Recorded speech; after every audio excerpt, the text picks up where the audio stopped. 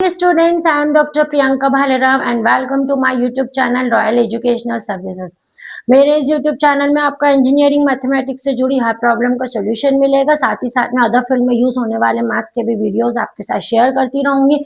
11th-12th के भी मैं बेसिक कंसेप्ट जो है वो इसमें अपलोड करती रहूंगी। जैसे कि हमने प्रीवियस लेक्चर में बीटा फंक्शन की डेफिनेशन और उसकी सिमेट्रिकल प्रॉपर्टी को प्रूफ किया था। इस बार हम बीटा फंक्शन का एक स्पेशल फॉर्म लेके आए हैं। हमको प्रूफ करना है beta m comma n is equals to integral 0 to infinity x to the power m minus 1 upon 1 plus x to the power m plus n dx। ठीक है, तो हमें ये प्रूफ करना है। तो हम सबसे पहले वी नो दैट करके हमारी बीटा फंक्शन की डेफिनेशन को यहाँ लिख देंगे। We know that beta m comma n is equals to integral 0 to 1 x to the power n minus 1 into 1 minus x to the power m minus 1 dx। आप जिसकी भी हेल्प से maths में कोई एक्सप्रेशन या डेरिवेशन है proof कर रहे हैं, तो सबसे पहले आपको क्या करना है, वो जो डेफिनेशन है या वो फॉर्मूला है जिसकी मदद से आप प्रूफ कर रहे हैं उसको वहां पर लिख देंगे कि वी नो दैट। ठीक है, आप जानते हैं। अब हमें ये प्रूफ करना है, तो इस फॉर्मूले में हम पुट कर देते हैं, put x is equals to 1 upon में 1 प्लस वाई। ठीक है, हम यहाँ x की जगह रख देते हैं 1 अपॉन में 1 प्लस वाई, तो इसका dx निकलेगा y माइनस 1 अपॉन में 1 प्लस वाई का होल स्क्वायर dy। अब इसकी लिमिट भी चेंज हो जाएगी, यहाँ मेंशन कर देंगे जब x इज इक्वल्स टू 0 है तो y इक्वल्स टू इंफिनिटी होगी, जब x इज इक्वल्स टू 1 है तो y इक्वल्स टू 0 होगी।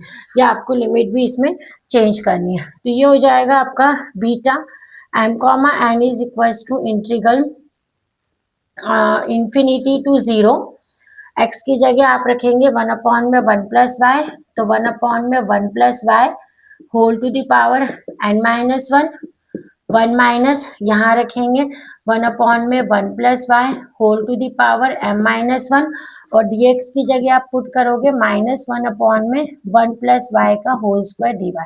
तो ये पूरा सब्सटीट्यूशन हमने कर दिया है, विथ लिमिट भी उसमें चेंज हो गई है। ठीक है, तो इस तरह से ये जो फॉर्म है इसमें अपन ने जब सब्सटीट्यूशन रखा तो ये कुछ स्टेप्स हो जाएगा। अब इसको सॉल्व कर लेते हैं। इंटीग्रल इंफिनिटी टू 0 1 अपॉन में 1 प्लस वाई की पावर n माइनस 1, इसको 1 प्लस वाई माइनस 1 अपॉन में 1 प्लस वाई की power m minus 1 into minus 1 upon में 1 plus y square d y. ठीक है, अब ये यहाँ से कैंसिल हो जाएगा आपका। ठीक है, और ये माइनस जो है, ये जो साइन है आपकी, ये भी माइनस में हो जाएगी आपकी, है ना। अब ये क्या बचेगा, इंफिनिटी टू 0 1 अपॉन में 1 प्लस वाई की power n minus 1, minus minus plus हो जाएगा y to the power m minus 1 upon में यहाँ पर इसको और आप सिंप्लीफाई कर लेंगे, इसको इसके नीचे लिख देंगे 1 प्लस वाई। ठीक है, और ये हो जाएगा आपका 1 प्लस वाई, और यहाँ आ जाएगा आपका इंटू 1 अपॉन में 1 प्लस वाई का होल स्क्वायर। ये ऊपर की साइड है तो ये और ये जो है आपके आपस में कैंसिल हो जाएगा। तो यहाँ आपके पास बचेगा integral infinity to 0 y to the power m minus 1 upon में यहाँ पर आपका इसके ये था, इसके ऊपर आपके पास यहाँ पर बचा है m और यहाँ बच रहा है 1 प्लस वाई, तो ये दोनों आपस में कैंसिल होंगे और ये जो है 1 प्लस वाई की पावर n और 1 प्लस वाई की पावर m जो है वो यहाँ पर बच जाएगी। अब इसको आप यहाँ पर लिख रहे हैं इंफिनिटी टू, ये 0 है, लिमिट है ना, 0 y to the power m minus 1 upon में 1 प्लस वाई की power m plus n dy। तो आपका ये y में प्रूफ हो गया। अब हम क्या करेंगे, हमें लेकिन x में प्रूफ करना है, तो आप रिप्लेस कर देंगे, रिप्लेस y बाय x, इसको उससे रिप्लेस कर देंगे तो infinity to 0 x to the power m minus 1 upon में 1 plus x to the power m plus n dx।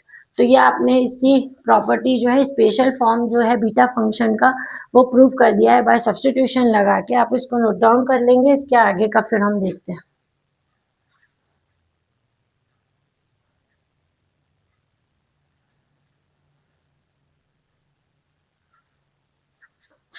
Thank you.